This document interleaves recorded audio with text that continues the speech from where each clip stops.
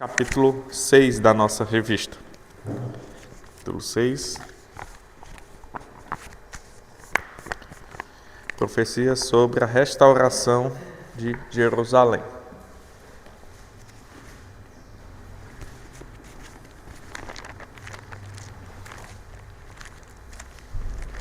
São os capítulos 33 ao 39 de Ezequiel.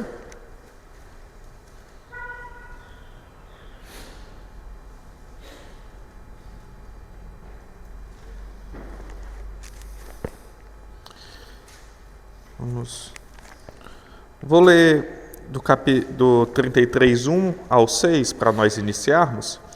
E então nós começamos a... Diz assim, Ezequiel 33, 1 a 6.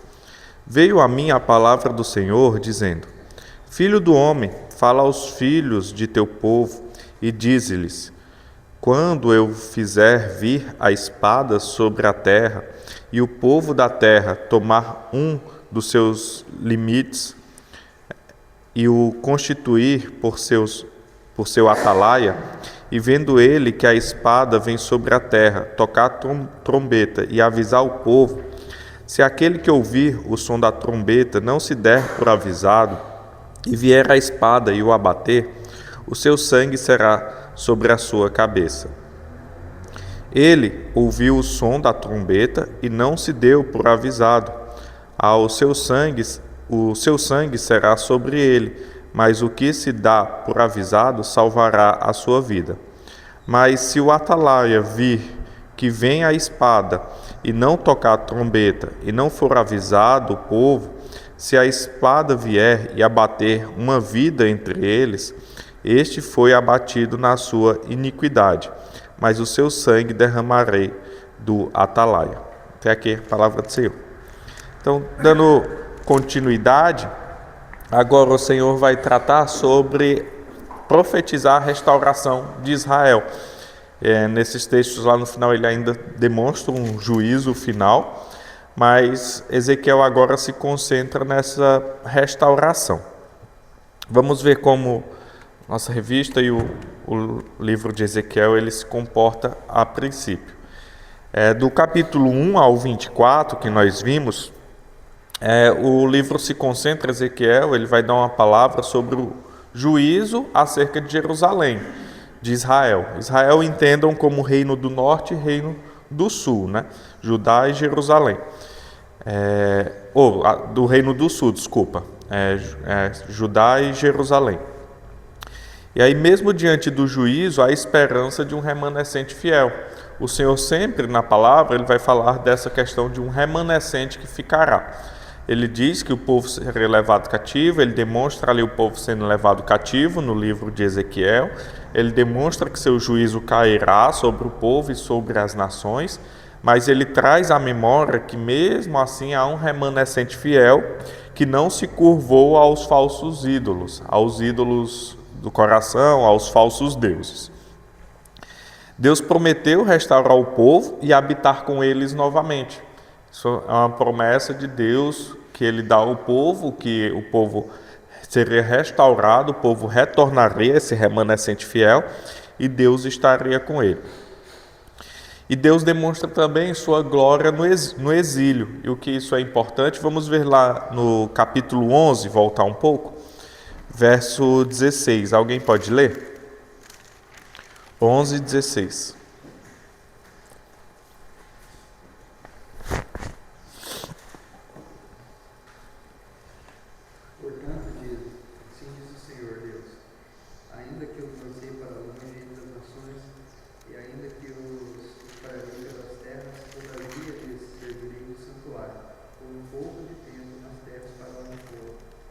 Então, Deus ele está em todos os lugares, ele vai demonstrar isso a Ezequiel e ao povo. Onde o povo está, Deus também estaria. Deus não estaria só no santuário, lá em Jerusalém, mas ele também estava no exílio. Então ele mostra a sua presença contínua em todos os lugares. A presença de Deus está com o seu povo.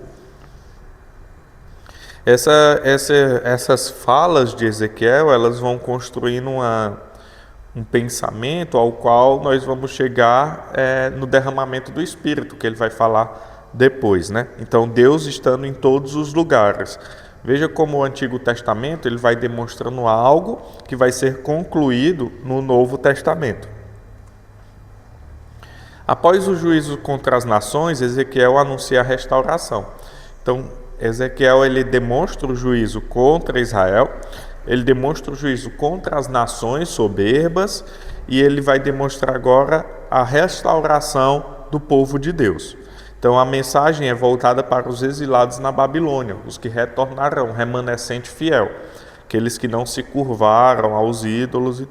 E a ênfase de Ezequiel está no arrependimento e na soberania de Deus. Então ele vai demonstrar nesses versos que o povo precisa se arrepender, Deus vai chamar o povo ao arrependimento, e ele vai demonstrar a soberania de Deus em cumprir aquilo que ele quer. Deus que age para que haja o arrependimento, isso é importante para a gente. Então na primeira parte do livro, ele vai falar sobre quem possuirá a terra destruída. O Senhor vai falar de uma destruição da terra, né, a espada que vem, e ele também fala do Atalaia. Atalaia era aqueles, se você já assistiu um filme antigo, aqueles de Idade Média ou Senhor dos Anéis, você vai ver que sempre que tem uma guerra ou tem um povo inimigo vindo invadir alguma cidade, fica alguém nos montes ou numa torre lá longe, eles tocam uma trombeta ou tocam um sino para o povo correr para as cidades e se refugiar. Então o Atalaia era esse que avisava que estava vindo algum inimigo ou algo estava acontecendo para o povo poder se preparar. E aí o Senhor, nesse início, ele vai falar que o Atalaia, ele avisando, quem não ali se preparou, o sangue recairá sobre aquele que não se preparou. Você foi avisado. Mas se o Atalaia não falar quando vir algo ruim, aí o sangue daqueles recairá sobre o Atalaia. Então, veja, aqui a palavra está sendo dada ao profeta. Se você falar o que eu estou mandando, problema deles, se não escutarem. Agora, se você não falar o que eu estou mandando, o sangue deles recairá sobre você. Então, Ezequiel era o Atalaia, aqueles que iam avisar sobre o que estava acontecendo e chamar o povo ao arrependimento. Nós podemos imaginar os pastores, né, que tem essa função de trazer o povo ao arrependimento, de falar dos erros, falar da bondade de Deus, falar da salvação. Se não falar, o sangue recai sobre eles. E se falar, e aqueles que não escutam, o sangue recai sobre aqueles que não escutaram. Mas hoje isso é um dever de todos os crentes. A Escritura ela vai demonstrar no Antigo e no Novo Testamento que nós somos responsáveis por aqueles que estão, de uma certa forma, não responsável na questão assim final, mas você tem uma responsabilidade que será requerida de Deus daqueles que estão ao seu redor. Veja, nós conhecemos a Escritura, nós conhecemos a Palavra de Deus. Nós temos avisado os outros sobre essa questão, porque Deus diz que se não avisarmos como atalaias, o sangue deles recairá sobre nós, porque nós vimos o mal vindo e não os avisamos desse perigo. Agora, se nós estamos vendo o mal vindo e os avisarmos e eles não quiserem se proteger, aí é problema deles. É isso que diz no começo do capítulo 33. Imagine uma nação inimiga, aqueles filmes antigos, vindo aqueles grandes exércitos.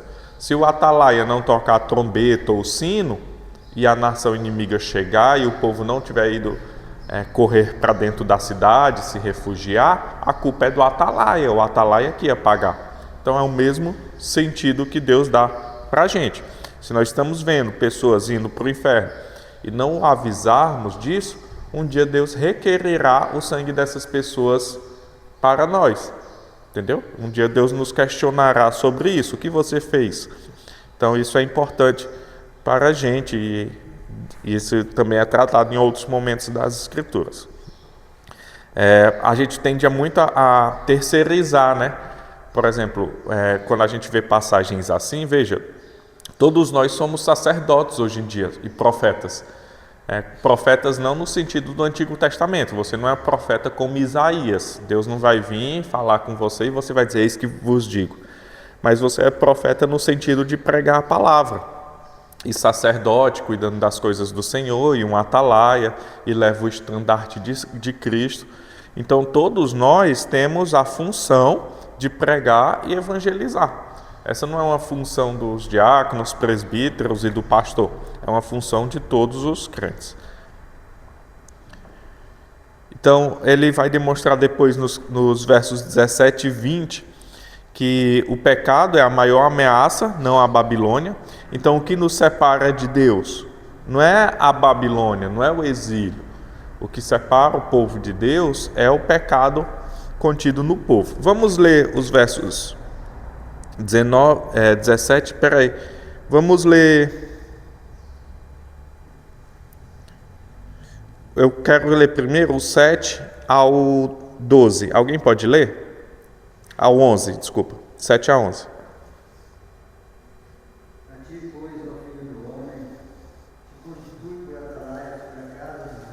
Então, é só pausando um pouquinho. Ele está falando com Ezequiel, né? Você é o atalaia. Pode continuar.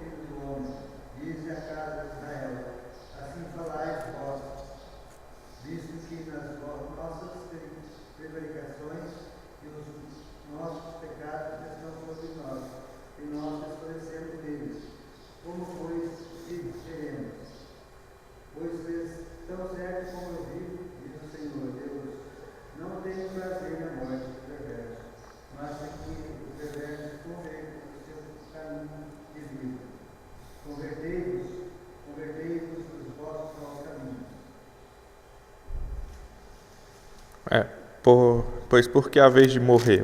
Então o Senhor vai tratar isso, né? Se eu vou falar para o perverso que o perverso vai morrer e você for lá e não falar, o sangue dele vai recair sobre o atalaia, vai recair sobre você. E o povo vai falar, mas a gente está todo errado e agora? Aí ele fala simplesmente se convertam, porque eu não tenho prazer na morte do perverso. Deus Deus não tem prazer no mal. Ele quer que antes todos se convertam. Então ele manda a mensagem, ele manda a sua palavra trazer o povo ao arrependimento. Aqueles que escutarem, eles serão convertidos. E aí ele dá continuidade, né? Tu, pois, ó filho do homem, diz ao teu povo. Ele vai continuar falando esta verdade. E do 17 ao 20, ele vai demonstrar isso, que a maior ameaça é o pecado. Veja. Todavia os filhos do teu povo dizem, não é reto o caminho do Senhor, mas o próprio caminho deles é que não é reto.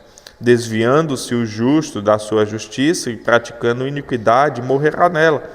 E convertendo-se o perverso da sua perversidade e fazendo juízo e justiça, por isso mesmo viverá. Todavia vós dizeis, não é reto o caminho do Senhor. Mas eu vos julgarei, cada um segundo os seus caminhos, ó casa de Israel. Veja, o Senhor diz, olha, basta se converter dos seus maus caminhos. Vocês falam que vocês andaram em caminhos muito, muito ruins e não tem mais jeito, mas eu estou chamando ao arrependimento. E convertendo-se o perverso da sua perversidade, fazei juízo, e isso fará com que ele viva. Aí Deus diz, todavia vós dizeis, não é reto o caminho do Senhor. Veja, o Senhor diz, se converta, se converta, se converta. Eu tenho aqui, estou dando aqui misericórdia. Eu sou um Deus bom, eu estou chamando vocês. Mas vocês dizem, não é reto o caminho do Senhor. Por quê? Porque eles não queriam se converter, mesmo sendo avisados, Mesmo Deus demonstrando através do atalaia, mesmo Ezequiel pregando, mesmo Isaías, mesmo outro, o povo falava, não é reto o caminho do Senhor. Então, Deus chama para demonstrar que Deus ele não se compraz na condenação do perverso, na morte. Ele quer que todos se convertam, mas o perverso não se converteria. Mas havia um remanescente fiel. Hoje em dia, pra gente, se Deus fala assim com a gente, mas se arrependa, a gente tem, por meio de Jesus, a gente recebe Jesus, recebe o Espírito Santo e a gente recebe o perdão de Deus. Essa questão aí desse povo aí, como que seria a conversão dele? Seria a adesão da lei judaica e começar a andar? Não, é o mesmo jeito. A salvação no Antigo Testamento e no Novo, elas se dão do mesmo passo. Isso é importante que o Denis falou. Por exemplo, como é o arrependimento hoje? Nós temos o sacrifício de Cristo e o Espírito Santo que nos convence do pecado. Da mesma forma é a ação no Antigo Testamento. Como Deus chama esse povo ao arrependimento, o que é que aconteceria? Eles iriam se arrepender dos seus maus caminhos, isso é uma obra do Espírito Santo. O Espírito Santo estava em quem? Não, nesse momento, o Espírito Santo não estava em todos. A gente vai já ver isso aqui no próprio Ezequiel. Mas o Espírito Santo, ele agia por meio de alguns para pregar, como Ezequiel, e a presença de Deus estava em alguns lugares. Aí o que é que o povo precisava fazer? Se arrepender dos seus maus caminhos e sacrificar. O sacrifício pelos pecados ia apontar para quê? Eles iam falar, nós adoramos falsos ídolos, nós fizemos o que era mal diante do Senhor, nós nos prostituímos com falsos deuses, e o que é que a gente precisa fazer? Nós precisamos pegar agora um cordeiro e sacrificar. E aí esse cordeiro ia apontar para o sacrifício do Messias, de Cristo. Então eles eram salvos pelo sangue de Cristo, não do cordeiro. Isso é tratado lá em Hebreus, né? Então, veja, eles iam se arrepender dos seus maus caminhos, iam demonstrar que sua salvação estava, a esperança deles estava no derramamento do sangue, da aliança do Senhor. Então, eles eram salvos da mesma forma. E só que como nós somos salvos hoje, demonstrando fé no Cristo que veio. E eles demonstravam fé no Cristo que haveria de vir. Vamos dar aula comigo. Deu para entender? Então, tipo assim, eles, nesse período, eles iam apontar para o futuro. E nossa fé, ela aponta para o passado e para o futuro. Ezequiel também vai tratar isso, já a gente vê. Então, o arrependimento deles, eles tinham que retornar ao Senhor e sacrificar ao Senhor, demonstrando esse arrependimento e adorar o único Deus, né? Não é por obras, não é por seguir a lei. A lei, ela vai apontar, alguns vão defender isso, que, por exemplo, o judeu, ele acredita, alguns, né, não sei se todos, que, por exemplo, eu estava vendo até uma moça falando, a Israel com a Aline, que o judeu acredita que qualquer um pode ser salvo, qualquer um no mundo, não precisa judeu para ser salvo. O que é que você precisa fazer? Seguir a lei comum. Através da lei comum, você é salvo das obras. Então veja, nunca foi pelas obras. Se eu seguir a lei, se eu não matar, não roubar, não furtar, não adulterar, se eu honrar a Deus, eu vou ser salvo? Não. Como é que você é salvo? Crendo no Messias, que haveria de vir. Então, o cordeiro pascal apontava para o Messias. Então, a lei serve para quê? Para demonstrar que você não consegue se salvar. A lei, ela serve para demonstrar sua fraqueza. E não como você é bom. Porque você quebrando qualquer aspecto da lei, você já quebrou toda a lei. Então, aí Jesus vai tratar isso, né, no Sermão do Monte que a gente estava vendo. Não adulterarás. Alguém podia falar, eu nunca adulterei, eu estou fiel à minha esposa desde a mocidade. Aí Jesus vai dizer, se você pelo menos pensou, você já adulterou. Não matarás, eu nunca matei ninguém, mas se você se irar, você já matou. Então veja, Jesus ele demonstra como você não consegue cumprir a lei. A questão é essa. E aí onde é que está a nossa esperança? No Cristo. E aí onde estava a esperança deles, onde devia estar? Não nas suas próprias mãos. Eu consigo fazer, eu consigo cumprir a lei. Não. tem que estar em Deus. Já a gente vai tratar isso de novo. No verso 24, ele vai demonstrar que os que ficaram em Jerusalém queriam possuir a terra. Olha, filho do homem, os moradores destes lugares desertos da terra de Israel falam dizendo: Abraão era um só, no entanto possuiu esta terra. Ora, sendo nós muitos, certamente esta terra nos foi dada em possessão. Eles estavam fixando seus olhos nas coisas materiais, né? Só o remanescente arrependido herdará a terra.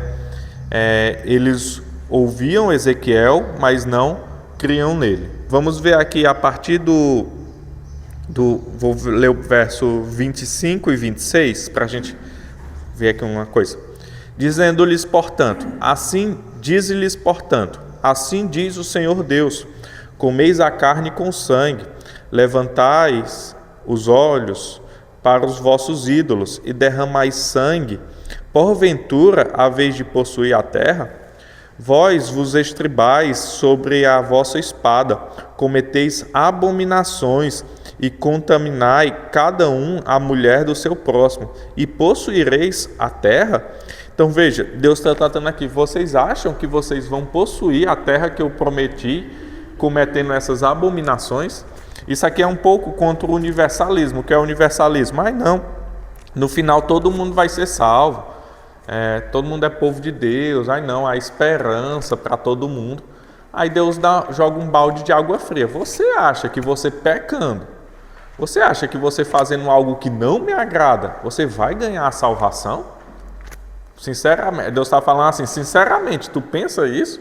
Que você sem se arrepender, você sem demonstrar ali uma confiança em Cristo, você vai receber a salvação? Tenha dó, né? É como se ele falasse isso. Ele diz, a terra é nossa, veja, foi prometida a Abraão, hoje nós somos muitos, aquela terra vai ser nossa. Aí Deus diz, rapaz, pensa bem, vocês cometendo abominações, vocês fazendo o que não me agrada, possuireis a terra? De forma nenhuma, né? E mais à frente, a partir do 30, ele vai dizer: quanto a ti, ó filho do homem, os filhos do teu povo falam de ti junto aos muros e nas portas da casa. Falam um contra o outro, cada um a seu irmão, dizendo: vinde, peço-vos, e ouvi qual é a palavra que procede do Senhor. Eles vêm a ti como o povo costuma vir, e se assentam diante de ti como o meu povo, e ouvem as palavras, mas não a põem por obra, pois com a boca professam muito amor, mas o coração só ambiciona lucro. Eis que tu és para eles como quem canta canções de amor, que tem voz suave e tange bem, porque ouvem as tuas palavras, mas não as põem por obra. Mas quando vier isto, e aí vem, então saberão que houve no meio deles um profeta. Então assim o Senhor vai criticar o quê? Veja como é o povo. Você vai, prega o que eu estou falando para pregar, e você é como se fosse um cantor de músicas românticas. As pessoas escutam, mas não põem em prática. Então veja, Deus faz uma crítica àqueles que de uma falsa conversão, né? Oséias também vai tratar isso, uma falsa conversão, ao qual as pessoas escutam a palavra, veem o que é para ser feito e não as põem em obra. Diz, olha que foi maravilhoso o sermão, foi maravilhosa a palavra, glória a Deus e tudo, olha, verdade isso aí que você está falando, mas no dia a dia não muda nada. No dia a dia o coração continua fazendo as mesmas coisas, as pessoas não buscam o arrependimento. Então,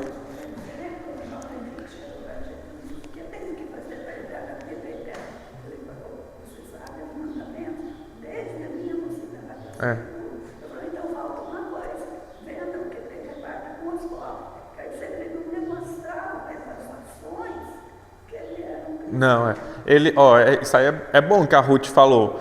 Jesus falou que era para ele fazer, aí ele disse, boa palavra, mas não vou fazer, né? Aí ele foi e saiu triste, o jovem rico. Ele sabe da verdade, sabe o que é para ser feito, mas não põe em prática. Não tinha um amor ao próximo, jovem rico. No capítulo 34, ele vai demonstrar o pastor fiel, né? Veja aqui, vou ler os versos 1 e 2. Veio a mim a palavra do Senhor, do 34, dizendo: Filho do homem, profetiza contra os pastores de Israel. Profetiza e diz-lhes: Assim diz o Senhor Deus: Ai dos pastores de Israel que se apacentam a si mesmos. Não apacentarão os pastores as ovelhas? Então veja, aqui é a liderança de Israel, né? Os príncipes eram os líderes de Israel. Então o Senhor está fazendo uma crítica a eles. Eu coloquei vocês para cuidarem das minhas ovelhas e vocês estão pastoreando a si mesmo, né? Então eles estavam explorando o povo. E aí, mais à frente, no 10 diz: Assim diz o Senhor Deus: Eis que eu estou contra os pastores e deles demandarei as minhas ovelhas. Porei termo no seu pastoreio e não os apacentarão mais a si mesmos. Livrarei as minhas ovelhas da sua boca para que já não lhes sirvam de pasto. Aqui tem duas questões. Uma, hoje nós usamos, por exemplo, pastorizeu, né? Dos falsos pastores e tudo. Só que tem uma diferença, por exemplo, que nós devemos entender com questão cultural de Israel daquele período. Quando Deus aqui está tratando o atalaia, o profeta, é como se a gente comparasse com os nossos pastores hoje, profetas, né? Não profeta como antigo, mas eu sou um profeta no sentido de falar a palavra de Deus. Quando ele está tratando aqui de pastores, ele está tratando de liderança estadual, do Estado. Então é como se ele estivesse falando do quê? Com os líderes do Estado. Presidente, governadores, prefeitos, que eram os príncipes, não príncipe filho do rei, mas príncipes eram os líderes do povo. O povo era segmentado, então havia um príncipe cuidando de cada X de povo. Era um líder. Então, quando Deus fala aqui condenando os pastores, nossa mente não tem que vir a um pastor de hoje em dia, mas uma liderança, vamos supor, o prefeito da cidade. Então ele está dizendo, eu dei para você cuidar do meu povo e você está afligindo o meu povo. Então ele está condenando uma liderança do povo e não aqui ele não está falando com o profeta, né? Está falando com o povo. Que aí também nós podemos ter e fazer uma associação também com a nossa liderança mesmo, com um pastor que é um líder, mas aqui no período ele está falando com a liderança não religiosa, mas uma liderança, vamos supor assim, do Estado, para falar. E isso era dividido em Israel. Por exemplo, o profeta, ele não era rei, entendeu? O sacerdote, ele não era um rei. Existia tudo, Estado e religião eram divididos. Davi era o rei e havia Natã. Então era dividido. Estado e religião eram coisas separadas. Então aqui ele fala com o atalaia, que é o Ezequiel, e diz, você vai falar o que eu mando. Se você não falar o que eu mando, o sangue deles recairá sobre você. E agora ele fala com a liderança do povo. Eu coloquei vocês como líderes para cuidar do povo e vocês não estão cuidando. Agora eu vou enviar um que cuidará do meu povo. Entendeu? Então é só para ter essa diferença. Porque às vezes a gente vê pastor e já associa com o termo que é utilizado hoje, né? E aí, a partir do verso 11, ele demonstra o perfeito pastor que virá, né? O nosso perfeito líder. Veja a partir do 11, aqui eu vou lendo, até o 16. Porque assim diz o Senhor Deus: Eis que eu mesmo procurarei as minhas ovelhas e as buscarei. Como o pastor busca o seu rebanho no dia em que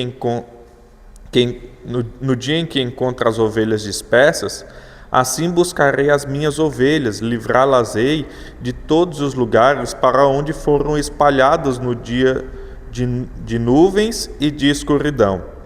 Tirá-las-ei dos povos e as congregarei dos diversos países, e as congregarei dos diversos países, e as introduzirei na terra. Apacentá-las-ei nos montes de Israel, junto às correntes e em todos os lugares habitados da terra. Apacentá-las-ei de bons pastos, e nos altos montes de Israel será a sua pastagem. Deitar-se-ão ali em boa pastagem, e terão pastos bons nos montes de Israel. Eu mesmo apacentarei as minhas ovelhas e as farei repousar, diz o Senhor Deus. A perdida buscarei, a desgarrada tornarei a trazer, a quebrada ligarei e a enferma fortalecerei, mas a gorda e a forte destruirei, apacentá-las-ei com justiça. A gorda e a forte, ele está falando da liderança ruim, entendeu? Aquelas que ele vai tratar isso depois, que é o quê? Aquela que comem pelas outras, né? Elas nunca se saciam. Então essa ele tirará do seu arraial, ele mesmo, né? E aí esse bom pastor, ele é demonstrado onde? Vamos abrir lá em João 10, 11 a 18. Alguém pode ler? João 10, 11 a 18.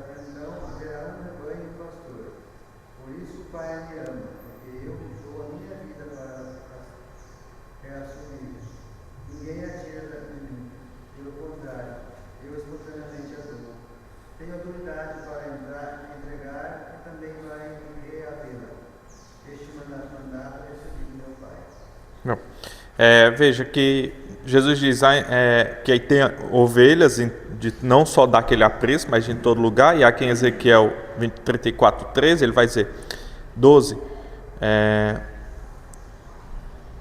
13. Tirá-las-ei dos povos e as congregarei dos diversos países. Então ele está demonstrando que ele tem ovelhas em todos os países, em todos os lugares. Então o que Jesus está fazendo? Está recolhendo suas ovelhas, e ele é o bom pastor. Ele é esse pastor que viria fazer esse trabalho de cuidar das suas ovelhas verdadeiramente, de buscar suas ovelhas, né? No 34, 15, ele vai falar: eu mesmo apacentarei as minhas ovelhas e as farei repousar. Então, veja, isso é cumprido lá em Cristo. Cristo está fazendo isso. Verso 25 do capítulo 34 de Ezequiel diz: suscitarei para elas um só pastor, e ele as apacentará, o meu servo Davi, que as apacentará, ele lhes servirá de pastor. Eu, o Senhor, lhe serei por Deus, e o meu servo Davi será príncipe no meio delas. Eu, o Senhor, o disse. Então veja, o pastor aqui está tratando de reinado, está tratando de liderança. Quem é o nosso cabeça? Cristo. Ele fala Davi, mas se referindo aqui ao Messias. Davi já tinha morrido. Então ele fala da família de Davi. É como se ele falasse da linhagem de Davi, que é Jesus. Jesus é da linhagem de Davi. Então ele é o pastor prometido, o supremo pastor. Pedro vai tratar isso em sua carta. Ele é o supremo pastor. Então, veja, quando ele está falando aqui de pastoreio, ele está falando de uma liderança. Então Deus promete uma liderança perfeita. Quem é a liderança perfeita? Quem é o dono da igreja? Quem é o supremo pastor? Cristo. Cristo é o cabeça da igreja. E nós somos todos suas ovelhas. Nós somos membros desse corpo. Então ele é a nossa liderança. Então ele vai tratar essa questão. Então veja como a igreja ela é liderada por um só, né? Que é Cristo Jesus, o perfeito pastor. Mais à frente, no verso 30 do 34, capítulo 34, 30, ele diz: Saberão, pois, que eu, o Senhor, seu Deus, estou com elas, e que elas são meu povo, a casa de Israel, diz o Senhor Deus. Vós, pois, ó ovelhas minhas, ovelhas do meu pasto, homens sois, mas eu sou o vosso Deus, diz o Senhor Deus. Veja que aqui ele diz, né? Vocês são ovelhas, vocês são homens. Ele está falando aos homens para o povo não confundir, achando que é um pastor falando de ovelhas. Mas nós temos um supremo pastor, Pedro trata essa questão, que cuida da igreja. E ele é perfeito. Então veja, nossa igreja, nós não somos liderados por um homem falho. Nós não temos um supremo pastor que é um homem falho. Deus, ele levanta lideranças humanas, mas que estão debaixo de sua cobertura e seguem as Escrituras, porque as Escrituras não falham. O homem falha, o homem decepciona, o homem erra, mas as Escrituras não. Então, como nós podemos sempre buscar acertar? Debaixo das Escrituras, debaixo de Cristo. Então, sempre que nós nos afastamos das Escrituras, sempre que nós nos afastamos de Cristo, nós tendemos a errar cada vez mais.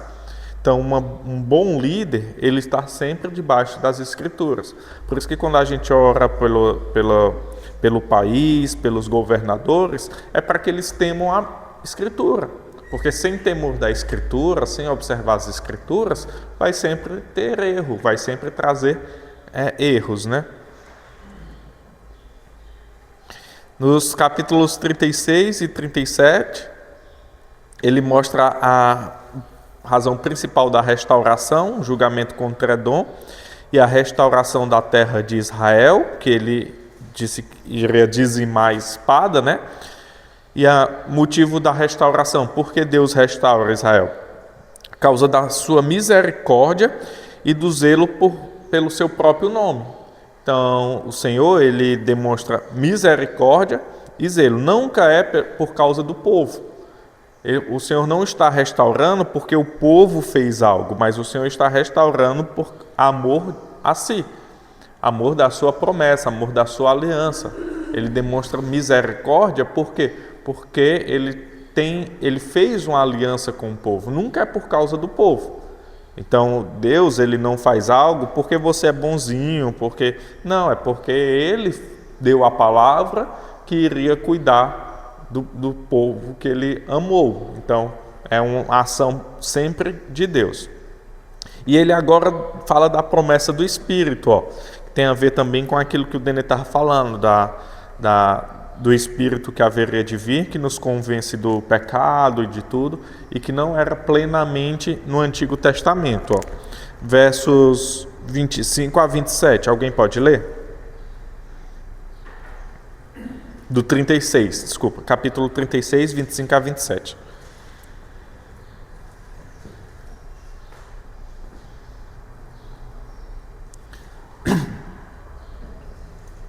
Eu vou ler. Então aspergirei água pura sobre vós, e ficareis purificados. De todas as vossas imundícies e de todos os vossos ídolos vos purificarei. Dar-vos-ei coração novo, e porei dentro de vós espírito novo. Tirarei de vós o coração de pedra, e vos darei um coração de carne. Porei dentro de vós o meu espírito, e farei que andeis nos meus estatutos. Guardareis os meus juízos e os observais. Então aqui essa promessa é cumprida em Atos, uma descida do Espírito Santo. Cristo, ele trata isso. Eu preciso ir para enviar o Consolador, o Espírito Santo que vai habitar dentro de vocês. Então hoje o Espírito Santo habita dentro de nós, e o que é que ele faz conosco? Nos convence do pecado e nos santifica. Então nós nos santificamos mediante o Espírito Santo que habita em nós. Quem também faz a palavra ser eficaz é o Espírito Santo em nosso coração. Então veja, ele nos dá um coração novo, temos um Espírito que habita em nós, então nós podemos obedecer e nos transformar. Nós agora podemos nos santificar através da obra do Espírito Santo. Então o Espírito é prometido aqui, desde o Antigo Testamento, haveria um momento que o Espírito de Deus habitaria dentro do povo. E ele não habitava ainda aqui, no povo. Isso é interessante. Ele habitava onde? O Senhor habitava no santuário. Ele demonstra já que não está somente no santuário, mas para o povo Deus estava somente no santuário. Deus falava como? Através dos seus profetas. E agora Deus fala como? Deus fala a todos nós mediante o Espírito Santo. Deus não fala só através do pastor Fabiano na pregação. O Espírito Santo está dentro de você, você lê as Escrituras e o Espírito Santo lhe convence dos seus erros. O Espírito Santo também convence você da salvação, da misericórdia de Deus, você lendo as Escrituras. A pregação da palavra é o meio pelo qual Deus escolheu para que o seu povo venha até Ele. Como? Mas quem é que faz isso acontecer? O Espírito Santo. Não são minhas técnicas de pregação, de hermenêutica, de gestuais que vão convencer as pessoas. O que convence as pessoas é o Espírito Santo fazendo aquela palavra ser eficaz no coração dela e transformando o coração dela, como diz aqui: dar-vos-ei coração novo e porei dentro de vós espírito novo. Tirarei de vós o coração de pedra e vos darei um coração de carne. De quem é essa ação? De Deus. Não é sua. Não é você que vai fazer uma cirurgia e tirar um coração e colocar o outro. Mas é o Espírito Santo.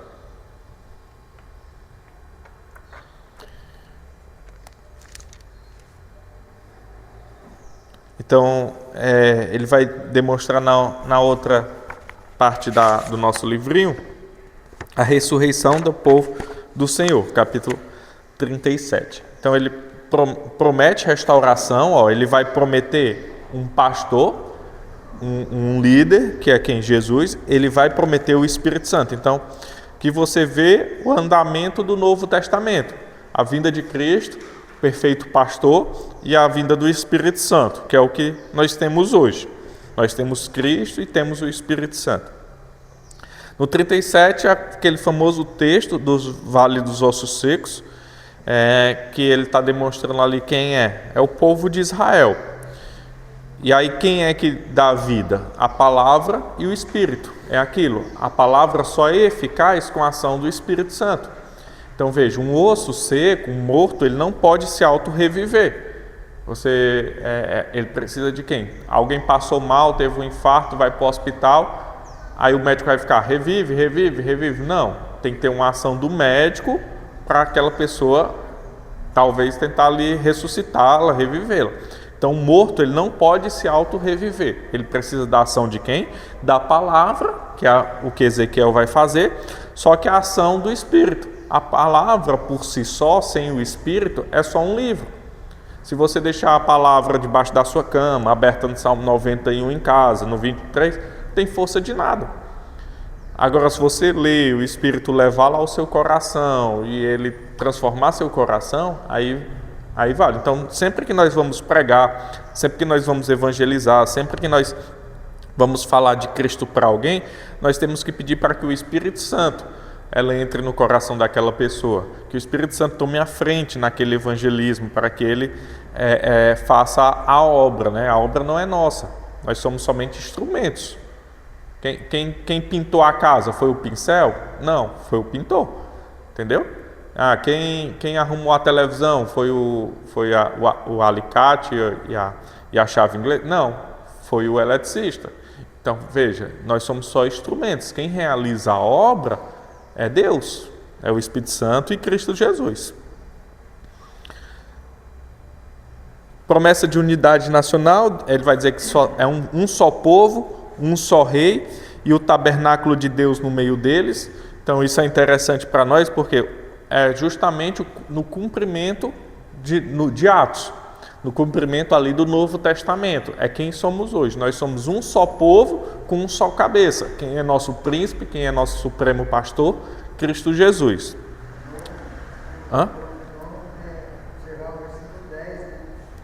Pode ler? Primeiro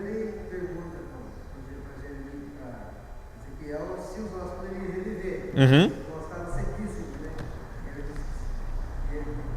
Deus é que sabia. Daí ele fala, ele ordena profetizar contra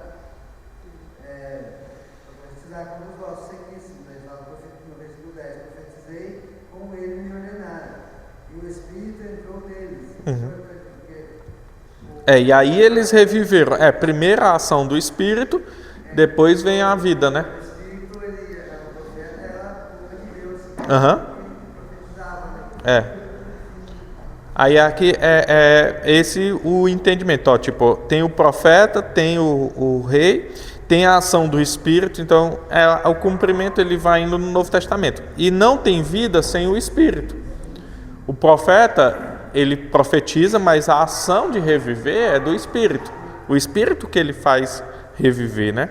E o tabernáculo de Deus, na revistinha vai falar, habitando no meio de nós. O que é o tabernáculo de Deus? Ali, a presença de Deus. Onde está a presença de Deus? Dentro de cada um de nós, o Espírito Santo. Então, naquele período, desde Abraão, onde é que estava a presença de Deus? No tabernáculo, no santuário. Então, veja, Deus, para eu me encontrar com Deus, eu tinha que ir no santuário, eu tinha que ir no tabernáculo. Hoje, para se encontrar com Deus, o que é que você precisa fazer? Está na esquina, está em casa, está no banheiro, está tomando café, está em qualquer lugar. Por quê? Porque o Espírito de Deus habita dentro de você. Então, em qualquer lugar, você pode orar, em qualquer lugar você pode ler a Escritura e ela ser eficaz, em qualquer lugar você pode meditar na palavra de Deus. Isso não te faz igreja, é diferente, porque aí alguns, com base nisso, vão falar, eu sou igreja, vou ficar na minha casa e assistir culto online. Não. Igreja é um conjunto de crentes buscando a mesma coisa. E Deus escolheu a igreja para representar de forma visível Ele na terra. Então, uma pessoa sozinha, ela é um crente em casa. Eu, a Aline, Rafi e Joaquim, é uma família, não é igreja. Igreja é o quê? São pessoas diferentes congregando com o mesmo interesse em um mesmo local. Isso é igreja. Porque alguns vão dizer, olha minha família, olha minha igreja, aí bota a foto eu, a Aline e o Rafi. Isso não é igreja, isso é família. Isso é uma instituição que começou lá em Gênesis 2. Família. Igreja é outra coisa. Igreja é eu, o Zezinho, o Denner, a Ruth. Isso é igreja. A Aline não está aqui. A Aline está lá em Fortaleza. É um conjunto de famílias com o mesmo interesse, no mesmo coisa. E a igreja, você vê lá também Pedro tratando, no Novo Testamento e também Pedro, tratando assim, vós sois templo do Espírito Santo. Vós quem? Vós plural, não é você é. Vós sois. Então, quem é templo do Espírito Santo? Nós aqui, nós somos o templo do Espírito Santo. Aí Pedro vai trazer o quê? Que cada um é um tijolo desse templo, construindo o templo de Deus. Então, nós sozinhos, eu sou templo do Espírito Santo, o Espírito Santo habita em mim, de forma alguma. O Espírito Santo habita em você, é verdade.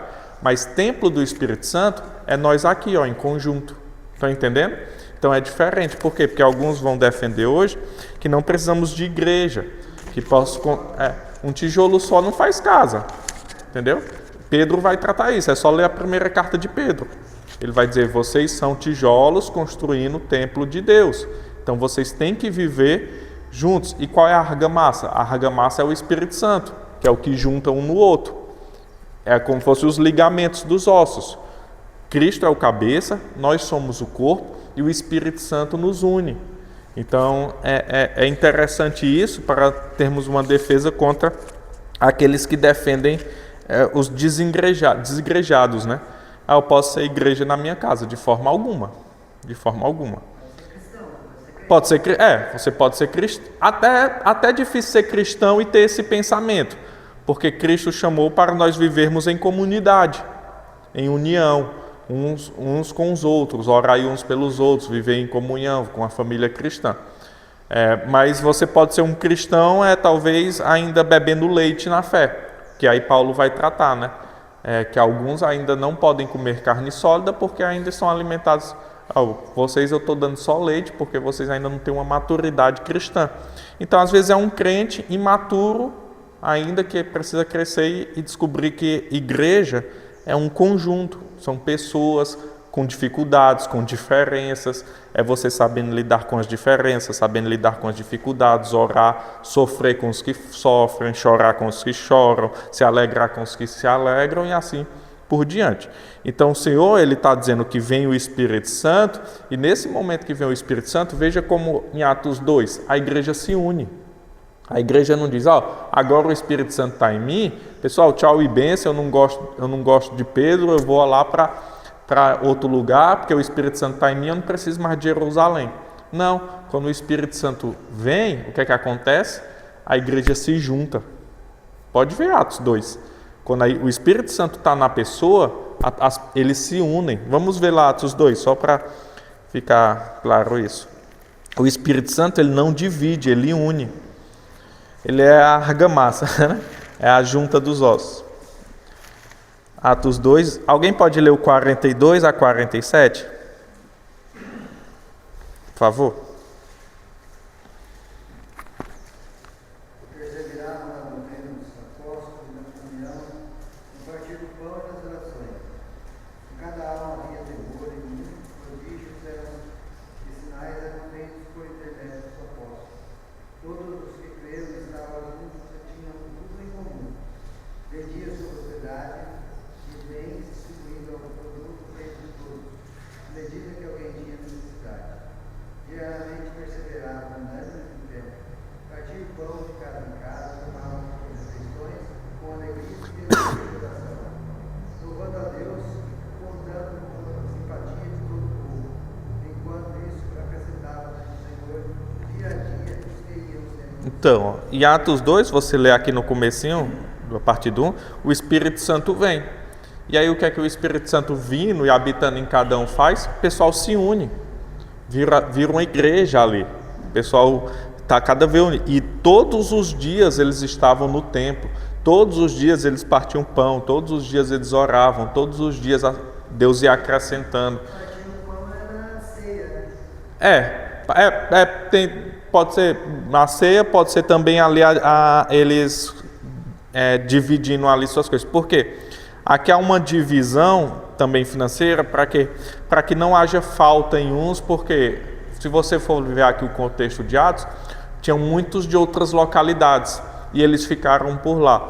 Então, aqueles que tinham mais, eles acabavam dividindo com aqueles que tinham menos, para que não houvesse necessidade. Depois vem os diáconos que começam a fazer esse trabalho, né? Em Atos 6. Para que não haja necessidade, por quê? Porque ali eles estão em um momento de dificuldade, eles estão saindo da comunidade judaica, sendo excluídos, né? Você é o quê? Cristão? Não, de forma nenhuma. Então eles tinham alguma necessidade, então os irmãos não deixavam que passasse. E aí não deixava. Então é o quê? Esse entendimento hoje não é o do socialismo, comunismo, como alguns vão defender, né? É o de você ver um irmão que está passando uma dificuldade e você tem condições e você falar, irmão, você está precisando de algo, está precisando de uma cesta básica, está precisando de uma moradia, está precisando de uma roupa, está precisando de um emprego. É esse o espírito. Por quê? Porque ele é sua família também. Você vai ver um irmão passando fome e não vai dar um pão? Seu irmão de sangue? Então, da mesma forma, um irmão da igreja. Nesse contexto aí, eles estavam debaixo da perseguição. Debaixo da perseguição, de tudo. Por isso que nós temos que entender, porque senão vão falar, ninguém pode ter nada, é para ter pra gente. E teve gente que lendo esse texto fazia o quê? Algumas seitas, vamos abandonar tudo, vamos comprar um sítio, uma fazenda, e vai todo mundo morar nessa fazenda, todo mundo plantando, todo mundo cuidando dos animais e todo mundo vivendo lá com tudo em comum. Tinha seita antiga lá nos Estados Unidos que até era homem, mulher, tudo em comum. Por quê? Porque ninguém tinha nada, nada era de ninguém. Então é uma interpretação errada que cria-se uma seita. Então alguns vão ler lá Atos 2 e falar, isso aqui é socialismo, comunismo. Não, de forma alguma. É você se compadecer do irmão. É tudo em comum. Eu vejo o Zezinho passando necessidade, o Zezinho me vê passando necessidade. Irmão, o que é que você está precisando? E aí o que tem mais não vai deixar o que tem menos passando necessidade. Entendeu? Então é tudo em comum.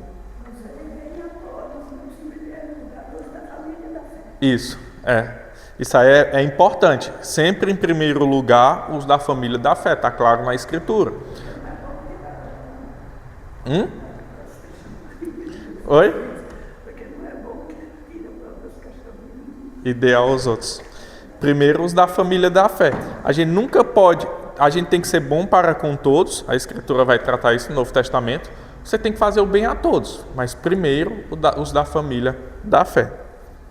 É interessante, porque eu já falei isso aqui outra vez, porque quem vai passar a eternidade com você é sua família da fé, entendeu? É sua família da fé. Nós aqui que estaremos a eternidade juntos, aqueles convertidos. Se nossa família de sangue for convertida, glória a Deus. Mas se não for, somos nós que estaremos juntos durante toda a eternidade. Será? Acho que já está. Eu vou... Será que eles vêm hoje?